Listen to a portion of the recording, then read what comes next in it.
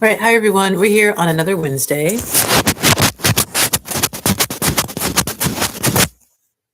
And today we're talking about Alexis Arquette. So Alexis Arquette is actually a really good transition from last week with Alan L. Hart. Alexis Arquette, however, is more well known for working in the film industry. And apparently, she came from a family that's still well known. I'm not too familiar with the Arquette family. I haven't delved much into the history of the Arquette family or really Alexis herself too much. But this week is more focused around film, and being that it is the first week of Black History Month, all of the trivia questions are also focusing on film. Alexis Arquette did advocate very much for the transgender community being recognized and also just transparency and things like that. So that is another aspect of the week, but there's more of a focus on film. So the two questions were surrounding, or actually have three questions so far. But the first question was about Oscar. Um, remember, I think his last name started with an M, but he was very early on in producing the first full length film, The Homestead. And so he was in the earlier days of film and Hollywood and things like that. And the next day, there was a question about a recent film that won, I think won a Golden Globe, Sinners. So Sinners was mentioned, and we talked about where it was filmed in Louisiana. And then today we got a little bit away from film, but we were talking about books, very close related to film, storytelling, things like that, with an organization named Freedom Reads. And so I heard about Freedom Reads today on the show The View. And so those are three questions so far. And yes, so Freedom Reads does have a Black male CEO and founder. So this month, I will be sticking to Black history through mostly the trivia questions, but also we'll see what we can do with also focusing on Black history for the itineraries. So they might not be super forward facing, kind of like how I did last week, where I had someone who grounded the itinerary, even though the person's name wasn't listed on the itinerary. So I had five people. So this week, I might not do five people. I might just kind of tag team with the gentleman that I mentioned for the Monday trivia. I'll make sure I find his name and show his name. But we can go ahead and get started, though, with a quick quiz. And the quiz that I found is titled Cinema History instead of, film history. But we'll just start with that.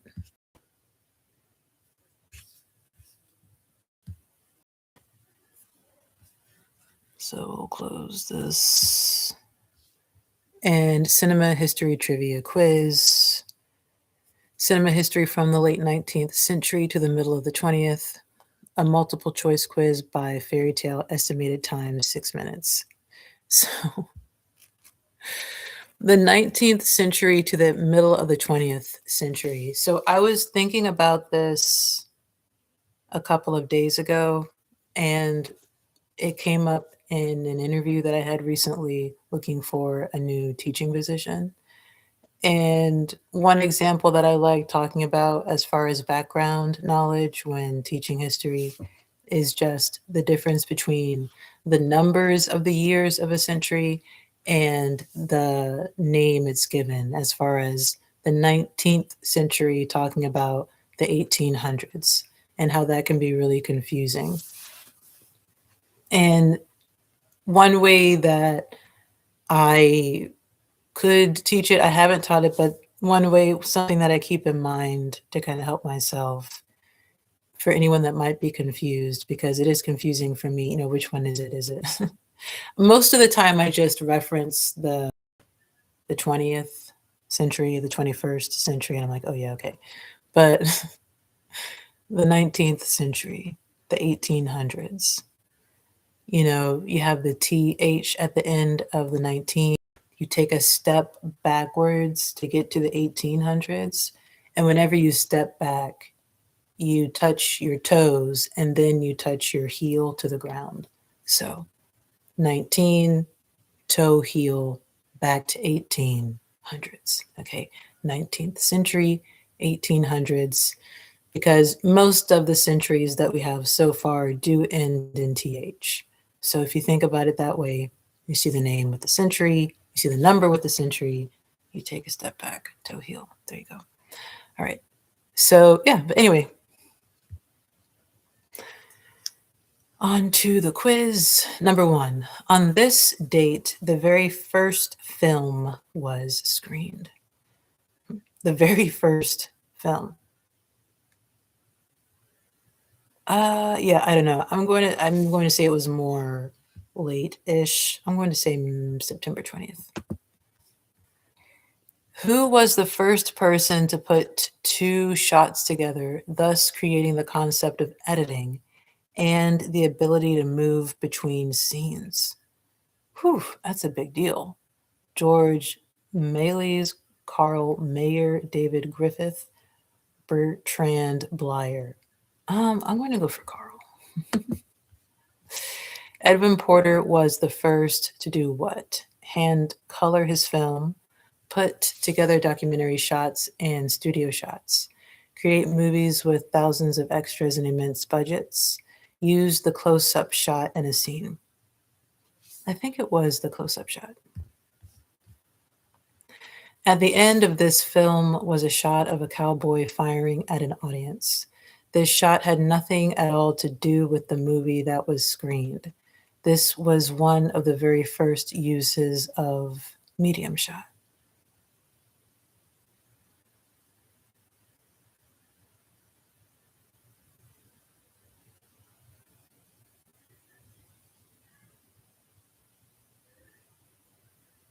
I'm just going to say Way Down East. I have no idea. The films made by this man set the standard length for film from that point forward.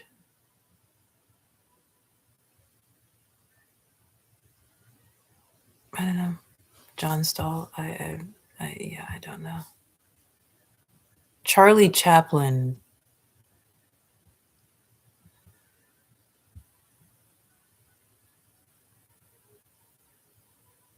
Had the funny movies. It might be Charlie Chaplin.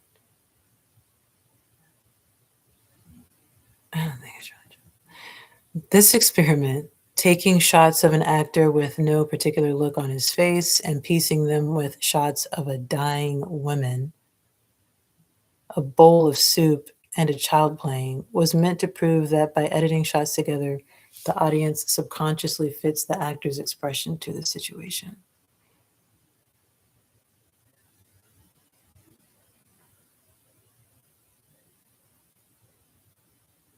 Hmm. Ruttman's theory. A hint. Okay. And this film was the first use of synchronized soundtrack and effects rather than a pianist sitting in the theater. Ooh! Shout out to the theater that I went to. I think I went to go see The Bat or something like that. And a guy was playing the piano the whole time. And he toured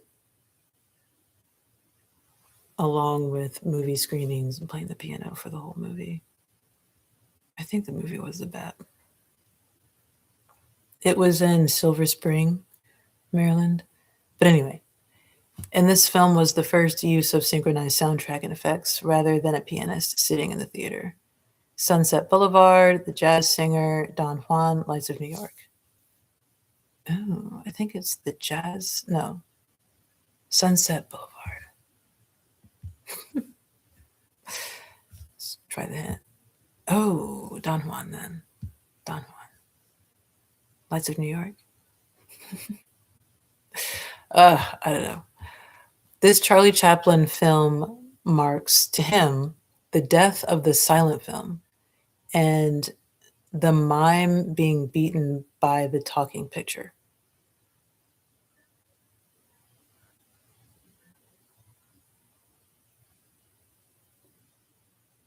Monsieur Verdot. I don't know Charlie Chaplin's movies, but I guess this one hint. Okay. Let's go for Limelight.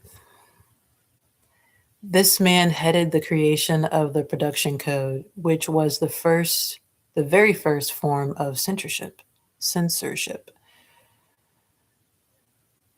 Production code. Let's just go Robert Payne. I don't know. Submit my answers. Ooh, yikes. December 28th, 1895. George put together documentary shots and studio shots. The Great Train Robbery. David Griffith. Kuleshov effect. Okay. It was Don Juan. That was the closest I got. Chaplin made Limelight, at the end of which the silent clown falls dead on the great drum, symbolizing the sound era.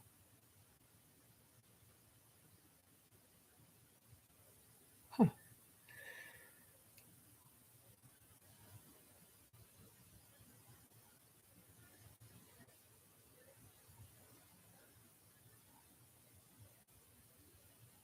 Wow. This man headed the creation of the production code, Will Hayes. Nickelodeons. I should have known Nickelodeons. Small shops converted into screening rooms. I don't remember seeing that question at all. No answer. Okay, that's why.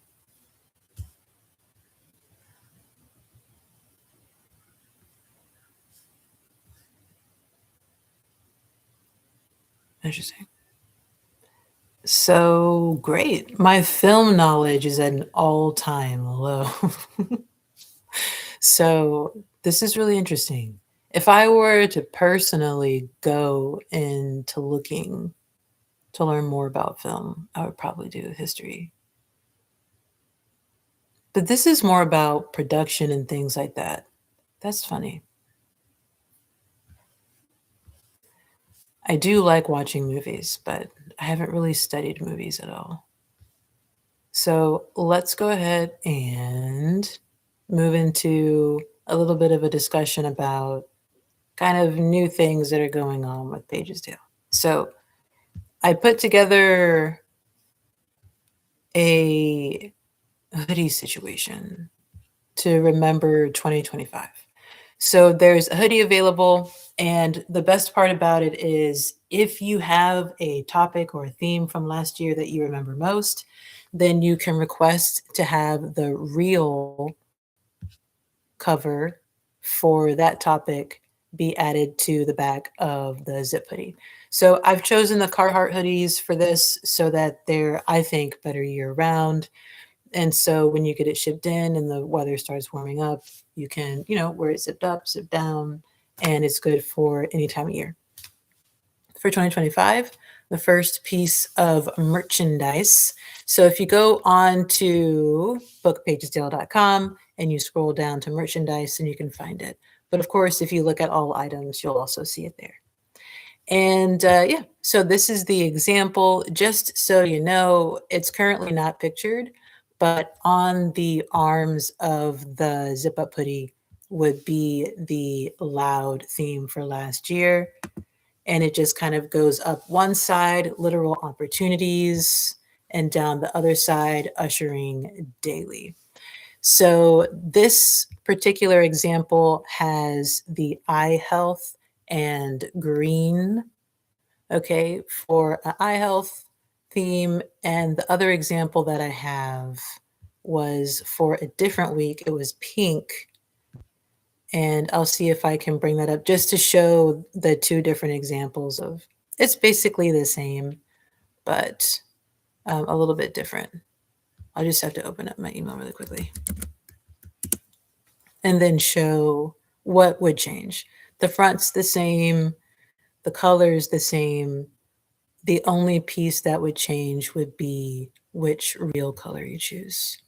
So the first one that I had on my computer just happened to be for the breastfeeding week. So this just gives another color. So of course, there's also blue themes. You know, maybe if you request a t-shirt, I'll email you, ask what you'd like to have on the back, if anything. And if you say, oh, you know, the actual theme is not a big deal, but I would like a particular color. So maybe you'd like orange, so I could put orange. And if you'd like more than one, let me know, and I'll see if I can put a design together, send it to you, and then you can give it a yay or nay sort of a situation. So, yep, same thing. The only thing that changes would be what's on the back. If anything, if you'd like the bag to be blank, that's totally fine as well. So, just looking at that a little bit more close up.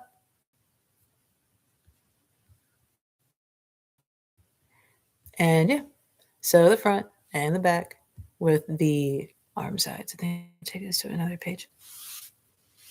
So up one side, down the other side. And then this one I have 2025, I believe. And so that would be the situation for ushering daily. And then I did put 2025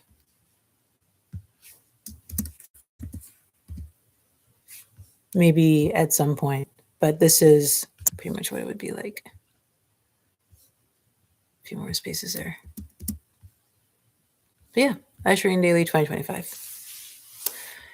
So yeah, merch. Pretty cool. Pretty cool. One thing that I could show, and if you're really into following along and you'd like to buy a zip hoodie and you'd like kind of a switch up on the design, then it's also possible. And I really like this. I really like it. I do. But you can make it all one color.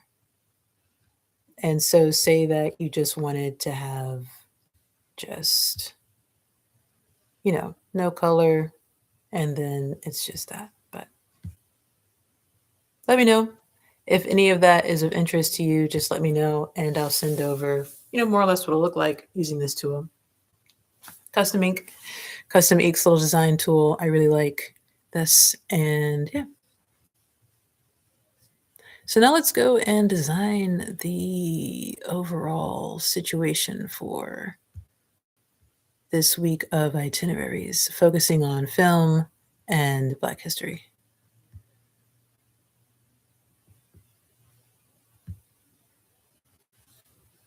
With Alexis Arquette in mind,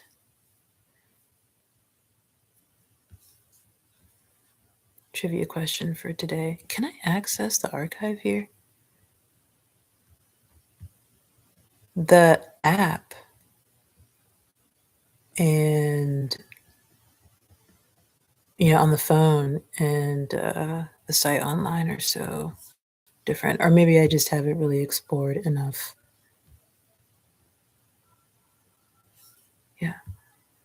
So I did add some new things to the site. And since I can't get the guy's name from here by going into archive, I'll just get it from here. His first name was definitely Oscar. I think his last name started with an M.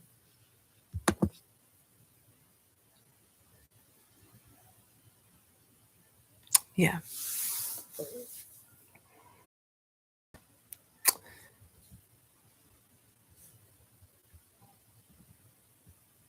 All right. So with that, we're going to go into this week's design.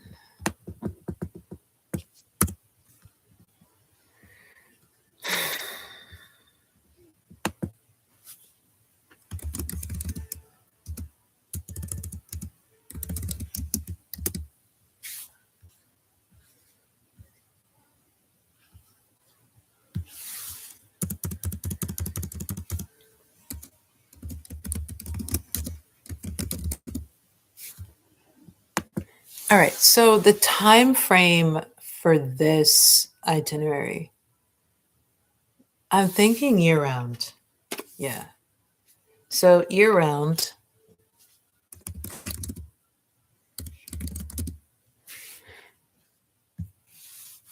and now we're looking for individuals to focus on and focusing on Black history. So producers, filmographers, maybe even actors as well from early on. Do we want to have one, with Sidney Poitier in mind? Oops, I'm getting a no on that. So let's look up a list of more specifically people who were behind the scenes, I guess. Not necessarily. All right, let's see what we can find.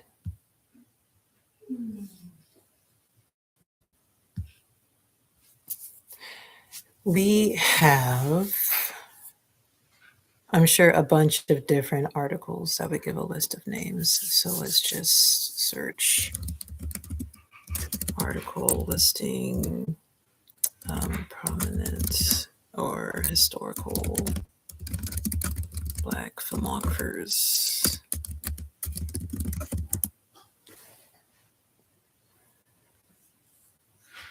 Filmmakers ranging from the early 20th century pioneers to creators of the erase films era and early Hollywood laid the groundwork for Black representation in cinema. So I wonder if Oscar was a little early for Hollywood. Oscar might have been too early. No, it seems like he was maybe before and then during the start of. There he is right there. Widely considered the first major African American feature filmmaker, he produced and directed over 40 films between 1919 and 1948, including Within Our Gates. So there's also Noble Johnson, Maria P. Williams, William Foster, and Tressie Souders. Also James and Eloise Gist.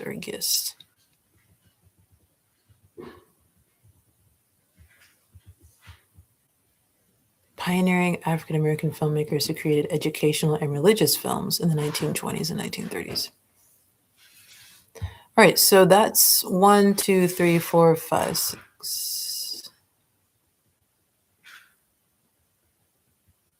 For early 20th century. Then we also have mid-century and post-war, and then independent and new wave pioneers. And then there's also critics and archivists. That's cool. So, should I get people from different time frames? All right, cool. So let's see. Oh, look, there's Gordon Parks from 1912 to 2006. A groundbreaking director, photographer, and writer who became the first African American to write and direct a major Hollywood studio feature, The Learning Tree, and later defined the blaxploitation genre with Shaft. Okay, do we include Gordon Parks? All right. Do we include Spencer Williams? Spencer Williams. Okay. Spencer Williams.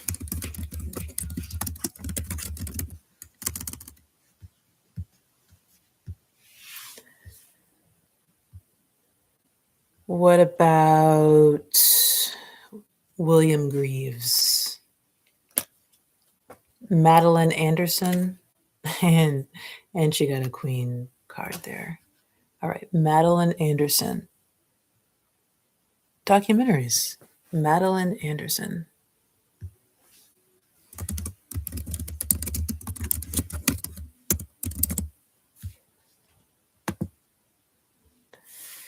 So we're going to just jump down to a couple of other time frames now. Independent and new wave person? Yeah. What about Melvin Van Peebles? No. Charles Burnett? No. Let's go ahead and do a quick shuffle.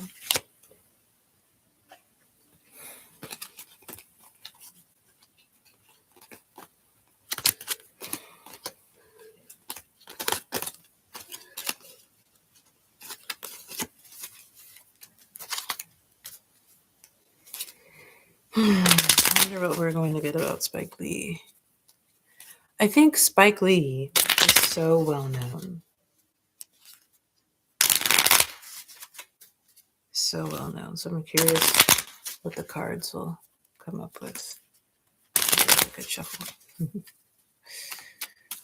Burst onto the scene with She's Gotta Have It in 1986, becoming a major auteur focusing on racial tension and urban life.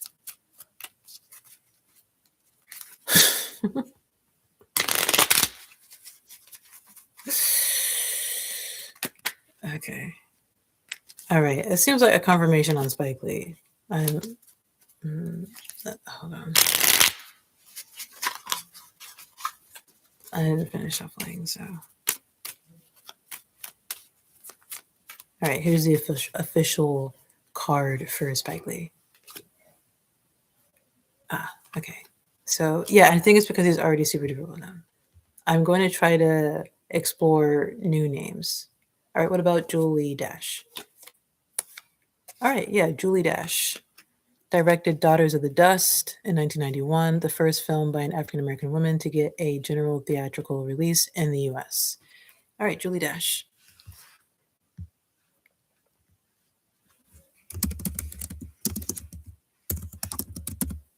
The thing is, if I saw Spike Lee, I would know that was Spike Lee. And there aren't really that many people that I recognize.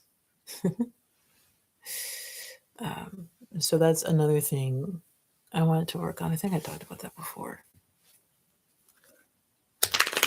Let's see. Next, let's skip down to key early critics. No. Yeah. Should we include Lester Walton? No. Dr. Phyllis Klotman? Yes. All right. Dr. Phyllis Klotman founded the Black Film Center and Archive at Indiana University in 1981 to preserve independent Black films. All right. Thanks. Well, of course, Dr. Phyllis Klotman, but also AI. All right. I didn't end up looking at an article.